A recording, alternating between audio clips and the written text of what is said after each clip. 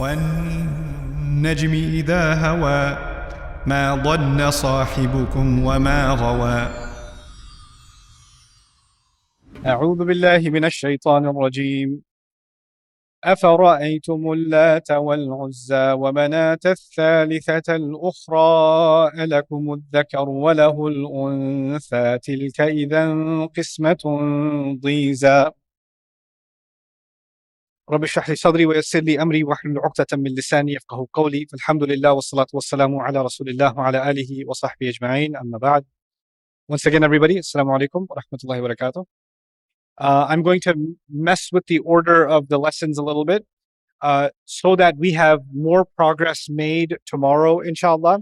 Some of the heavier concepts that we were going to talk about tomorrow, I will talk about them today so we can move through the ayat having already learned some of those heavier concepts. So what I'm going to talk to you about now is the ancient Arab tradition was very heavily focused on the stars, as you've seen. Many of them also believe that angels are stars themselves. This isn't just true of the ancient Arabs, but other places around the world. Stars were seen as angels or depictions of angels. The other thing is they believed certain strange things about the angels. They believed that angels are the daughters of Allah. We believe that in Islam, the first religion Allah gave humanity was Islam itself, pure religion. And over the generations, the pure teachings got corrupted. And one of the ways that teachings got corrupted was two kinds of shirk kind of emerged. One kind of shirk was anything that can benefit you or harm you started getting turned into a god. Okay?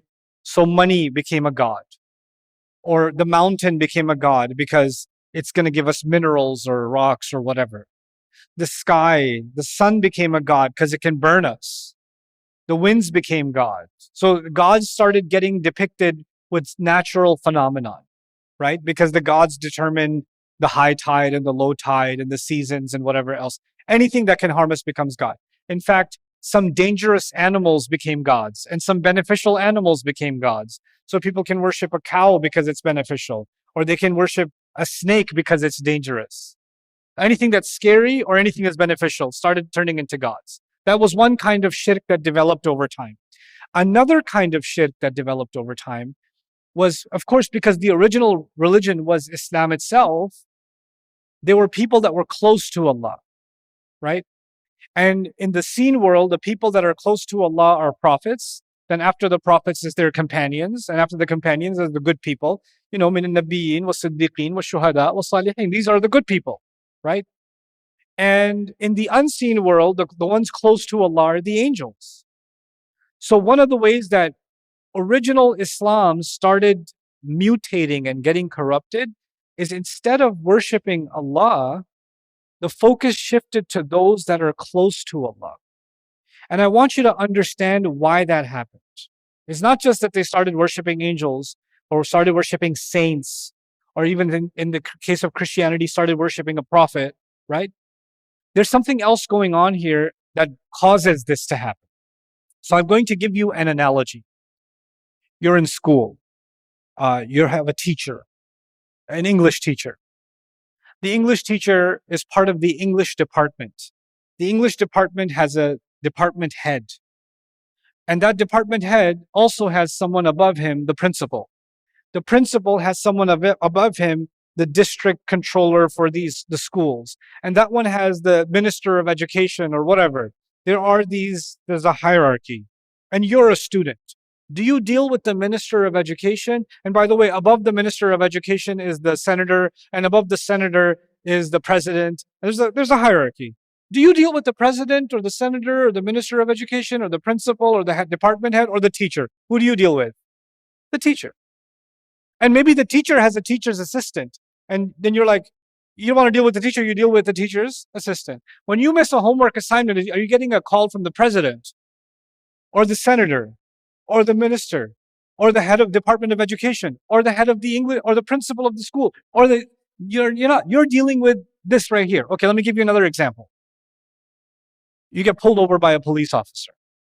The police officer works for the police department. So the police department has a chief. But that police department reports to the county, and the county reports to the state, and so on and so on and so forth. And then the government of the government of Texas, or the governor of Texas. And then on top of that is the president. But when you're getting pulled over, who are you dealing with? You don't need to make the president happy. You just need to make this guy happy, and you can get off the ticket. Hopefully, right? That's that. You just need to make sure your teacher, you can schmooze your teacher to extend the deadline. You don't have to deal with anybody higher up. The idea of shirk was Allah is like really far. Who do we have to deal with right now? We have to deal with, we have to deal with our immediate problem. And these people that are close to Allah, they're close to us too. So long as we make them happy, they can deal with Allah. They can deal with the higher government of God. We don't have to deal with the government. We could just deal with the one in front of us right here. And since he's got the connection with the higher ups, we should be okay. You understand this phenomenon? So we don't have to deal with the ultimate God of the universe. We just have to deal with the God of rain, because we need rain right now. That God of rain probably has a God above him, and God above him, and there's the ultimate God. And by the way, even in religions that have multiple gods, there's always one presidential God, like a Zeus. There's always someone on top. And then there's these subcategory gods. This is the philosophy of shirk. What I want you to understand is the reason they worshipped angels is because they believed angels are close to Allah and angels control a lot of things. Now, that's not entirely untrue. Allah says, يُرْسِلُ عَلَيْكُمْ حَفَظًا. Angels are sent as guardians over you. So one of the jobs of the angels is to protect. Angels deliver the rizq of Allah. تَنَزَّلُ الْمَلَائِكَ وَالرُّوحُ فِيهَا بِإِذْنِ رَبِّهِمْ مِنْ كُلِّ أَمْرٍ. Angels are responsible for delivering rizq. Angels may be responsible for the rain. Angels might be responsible for the delivery of clouds. That may be the system of Allah. Angels are responsible for delivering death, like the angel of death. The delivery of Allah's commands, the delivery system of Allah's commands for human beings, it seems in the Quran and in scripture, it works by way of departmentalized angels. One angel, their department is revelation. These angels, their department is protection. These angels, their department is rizq. Some angels, their department is just to make istighfar for the believers and do tawaf around the Kaaba or around the Arsh. They're angels in different departments. This becomes very clear from our revelation. The problem is, when you take this concept and you remove Allah from the equation, then you're not dealing with Allah, you're just dealing with the angels. So long as I make this angel happy, then there will be extra rain. There will be, maybe the angel of death will say, okay, I'll come back next weekend. You guys, thanks for the chocolate cake. And, we can grease some palms. This is actually the slow corruption of true Islam. But the original religion, across every religion, the theory then is every religion you see in the world, whether it's Buddhism or it's Hinduism or it's Christianity or it's Judaism or it's Taoism or whatever other ism, if you go far back enough, what will you find? You'll find Islam. One of the most interesting that I found recently was Buddhism. Buddhists are 2,500 or so years old. But the ancient Chinese believed in one single overarching God that is above all else. And even their Chinese symbol for it was above all else. يعني سبح اسم ربك الأعلى. They believed in that. There was no shirk originally. Buddhism came much later. It's a mutation for something that existed before. Islam that existed before. This is the view that Allah is giving us from the Quran and from scripture about the history of the world. But let's pause that for a second.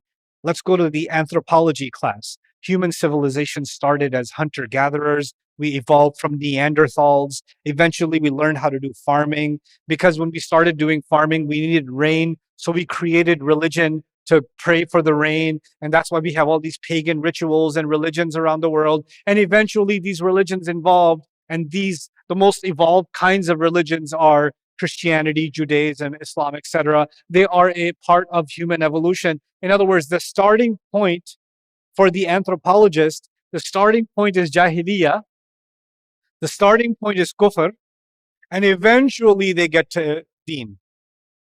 For the believer, when they look at human history, the starting point is what? Deen, and things deteriorate and get to Jahiliyyah. You understand?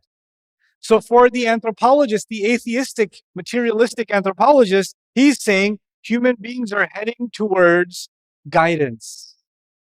This is their guidance. Now we're so evolved, we don't need religion anymore. People used to need religion because they thought religion will give them rain and religion will give them help. We have surgery for that now.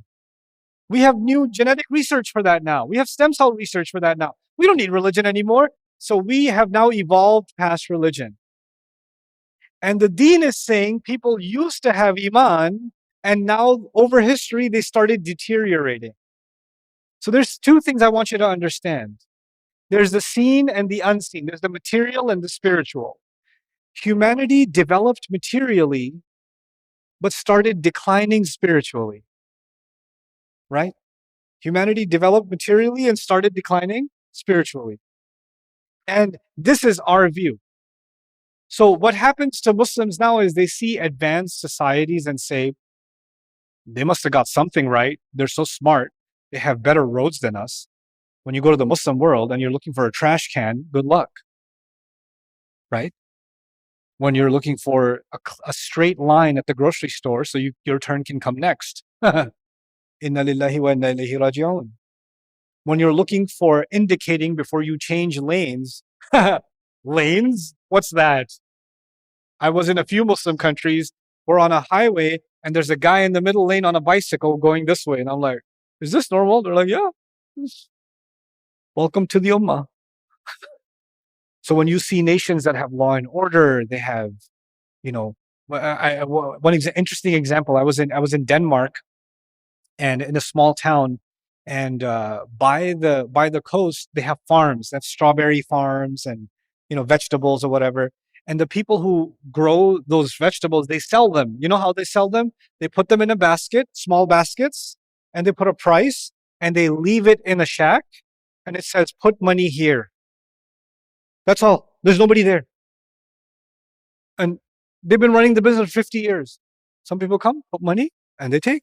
They come, put money, and they take. And I'm like, nah, we got to check registrations at the door. We got to, wait, where are you going? Did you pay? No, nothing.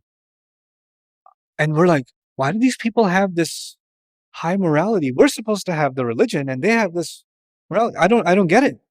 You see? So this becomes a kind of a crisis for a lot of people, right? We're going to take a step-by-step approach to this. I want you to understand first, in today's introductory discussion, that kind of shirk that used to exist, it existed for one reason and one reason only. It existed because people want something. People want something from the religion. It's not about what the gods want. It's about what the people want.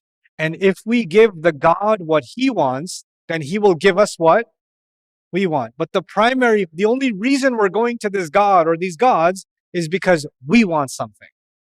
It's consumer driven. It's worshiper driven. It's not God driven, it's consumer driven. And therefore, you come up with a God that is fitting to your wants. You want rain? Make a rain God. You want wealth? Make a wealth God. You want health? Make a health God. You want fertility? Make a fertility goddess. You understand that? So the religions started getting designed to fit the wants of the people. The actual God wasn't the God of fertility, wasn't Zeus, wasn't Archimedes, the real God was what people's own wants were. The real God was their hawa. وَمَا يَنْطِقُ عَنِ الْهَوَى. That's the actual God. it looks like idols and temples and all this other stuff, but actually behind the source code behind all of this is actually what people want for themselves. Is that clear? Now, the dangerous part. Islam, like every other religion, is under attack. Christianity is under attack. Judaism is under attack. Hinduism is under attack. And of course, Islam is also under attack. We're not that special. Religion is under attack. And one of the ways the religion is being attacked is by atheism. Why do you have to believe in any of this? That's the most obvious attack. But there are other kinds of attacks. Why is this religion so focused on serving God? What about serving us? We need to think about Islam in a way that fits our preferences, our feelings, our sensibilities.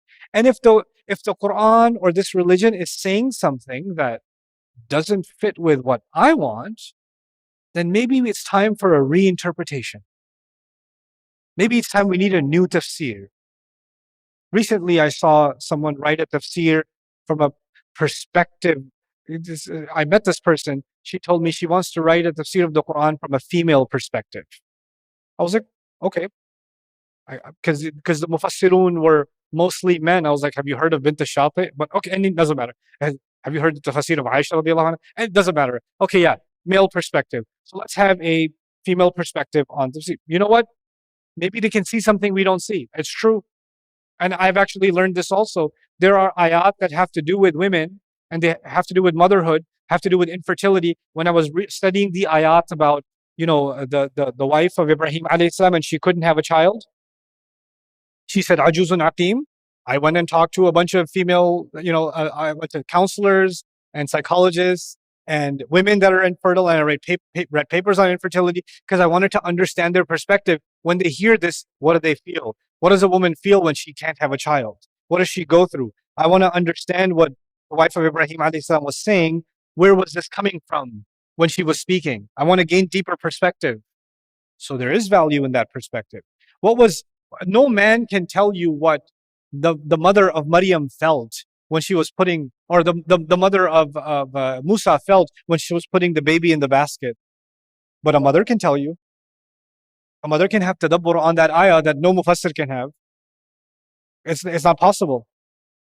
So she said, I want to write it from a female perspective. And then I read some of her work.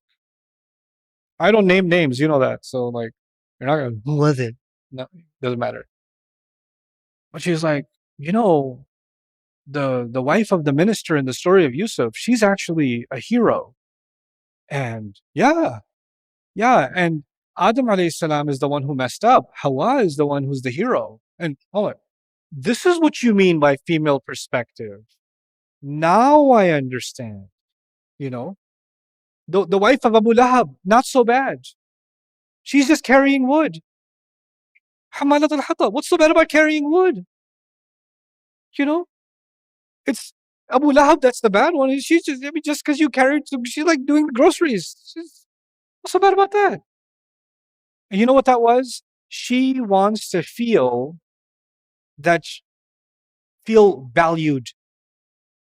But she's projecting her need to feel valued by overvaluing women in the Quran in a way that Allah did not do. And Allah values women plenty in the Quran, but you're now imposing your view on it. You understand? You know what that is? That's also in my view, that's also a kind of shirk. Because then your God isn't the God of the Quran. It is the God of your opinion. And it is even higher than the Quran for you. So you're making the Quran surrender to your theory. Then who's your ultimate God?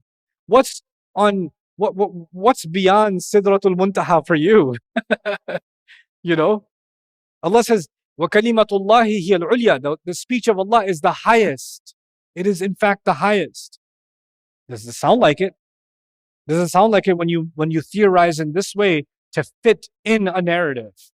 And this is the kind of shirk that I think is going to be the next shirk for the world.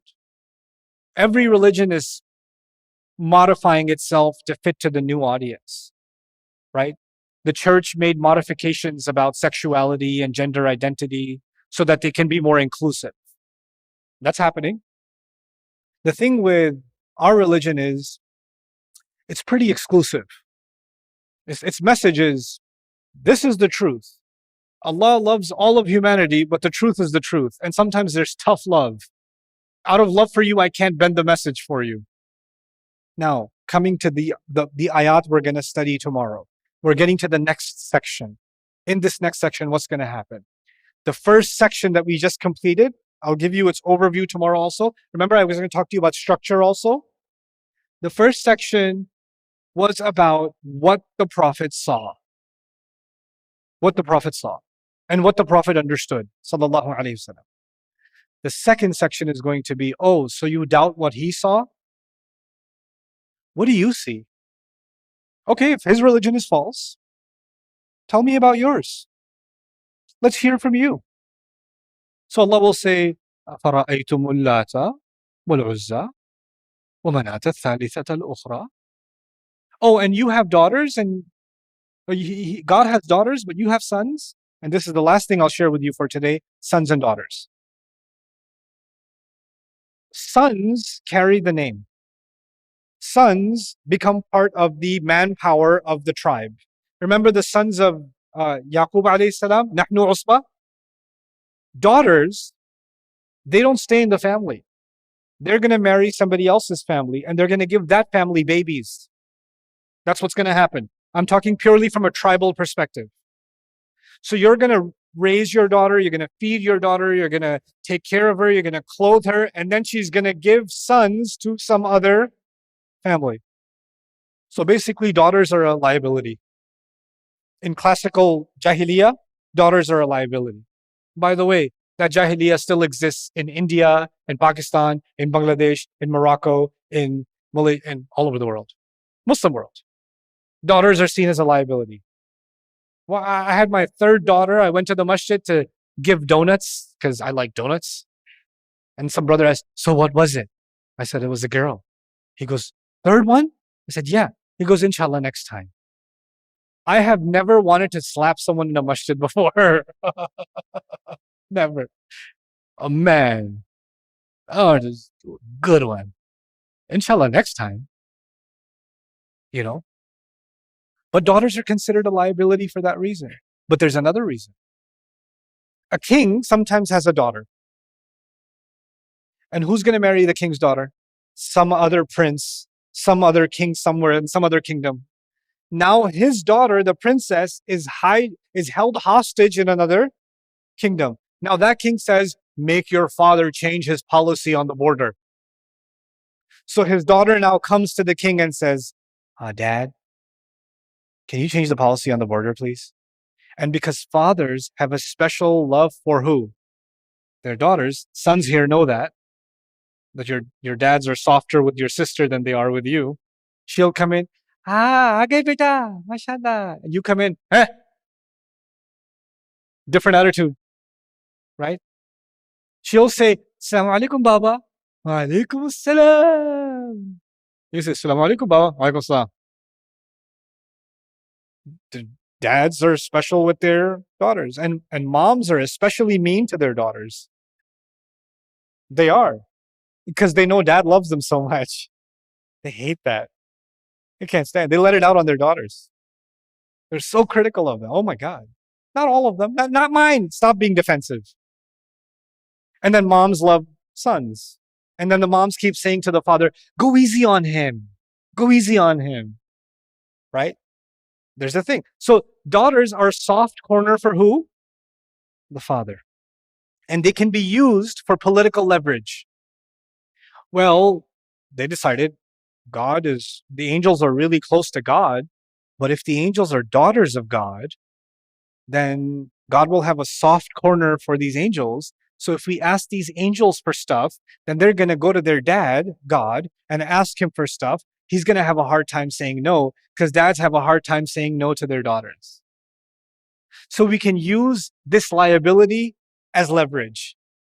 We wouldn't want daughters because we don't want anybody having leverage on us, but it makes it pretty convenient to have leverage on God by giving God daughters. You understand this logic? So they came up with this fantastic idea. Angels, daughters, yeah, that works. Then he won't turn us down. It's shirk. Whether you say Allah has sons or Allah has daughters, that's shirk either way. But this is the next level. أَلَكُمُ الذَّكَرُ وَلَهُ الْأُنثَى. Oh, you get boys, he gets daughters. I see. This is what you're doing. This is the logic. And what do we? Okay, this is what they did in ancient times. But what does that mean for you and me now? What does that mean for you and me? What it means for you and me is we want to give Allah what we wouldn't want for ourselves. We want to give Him the time that we couldn't spend anywhere else. We want to give Him the focus that we couldn't focus on anywhere else. We want to give Him the spare time, the leftover. You know, وَلَا تَتَبَدَّلُوا الْخَبِيثَ مِنْهُ تُنْفِقُونَ وَلَسْتُمْ بِآخِذِهِ إِلَّا أَن تُغْمِضُوا فِيهِ. You're going to spend in Allah's path. Okay, you want to donate? Donate the ugly hoodie you don't wear anymore. Donate the toys that are broken. You know, don't donate the new car, donate the old car. Thank you for your generosity. We want to give Allah what we wouldn't want for ourselves. That's the source code, the secret code behind shirk. That's the code behind shirk. And with that, we're going to now, inshallah, tomorrow, start deciphering the second passage where we will learn about the angels and their beliefs about angels. And we'll contrast this with what Allah taught us about the angel Jibreel alayhi salam and the legions of angels that travel with him. By the way, what was also interesting, I didn't say last thing about Pleiades Najm. Was it one star or a group of stars? Yeah, because Jibreel alayhi salam, when he comes down to the Prophet sallallahu alaihi wasallam, he's muta'. He comes with a legion of angels. Because the Quran comes with a legion. Thumma ameen. SubhanAllah. With that, I'll conclude for today. Barakallahu li wa lakum. Assalamu alaikum wa rahmatullahi ta'ala wa barakatuh.